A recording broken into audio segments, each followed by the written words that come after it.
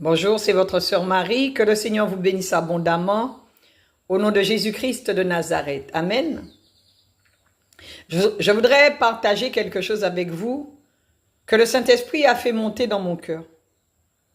Et je crois que c'est vraiment l'Esprit de Dieu qui me parle. Pourquoi je dis ça? Parce que je regardais une vidéo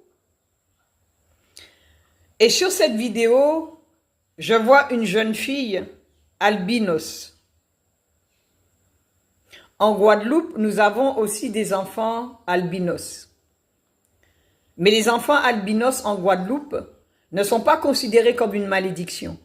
Pas du tout. Ils sont considérés comme les autres enfants. À la seule différence près, c'est que leur peau est fragile, parce que ce n'est pas la même pigmentation. Et leur vue est fragile aussi. La plupart sont obligés de porter des lunettes pour protéger leur vue.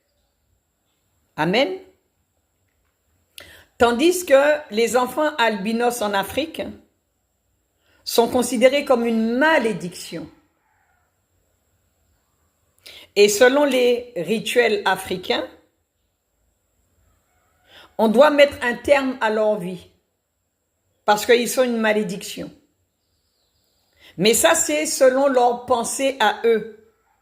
Ce ne sont pas les pensées de Dieu. Parce que Dieu n'est pas dans les meurtres rituels. Dieu n'a jamais dit de tuer les enfants albinos. Et j'ai dit, mais Saint-Esprit, pourquoi tu me montres cette jeune fille? Et pourquoi tu me parles des enfants albinos en Afrique? Et je suis allée moi-même faire mes propres recherches pour comprendre ce que le Saint-Esprit voulait me dire. Amen. Les enfants albinos en Afrique sont en danger. Nous devons prier pour ces enfants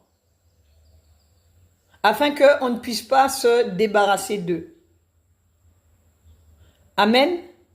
Dieu n'appelle personne à tuer qui que ce soit.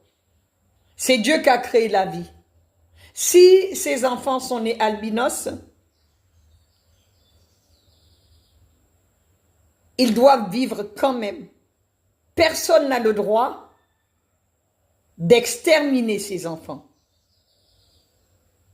Prions pour les enfants albinos en Afrique, afin que nous ne puissions pas leur ôter la vie. Amen. Personne ne peut décider qui doit vivre et qui doit mourir. Que le Seigneur vous bénisse.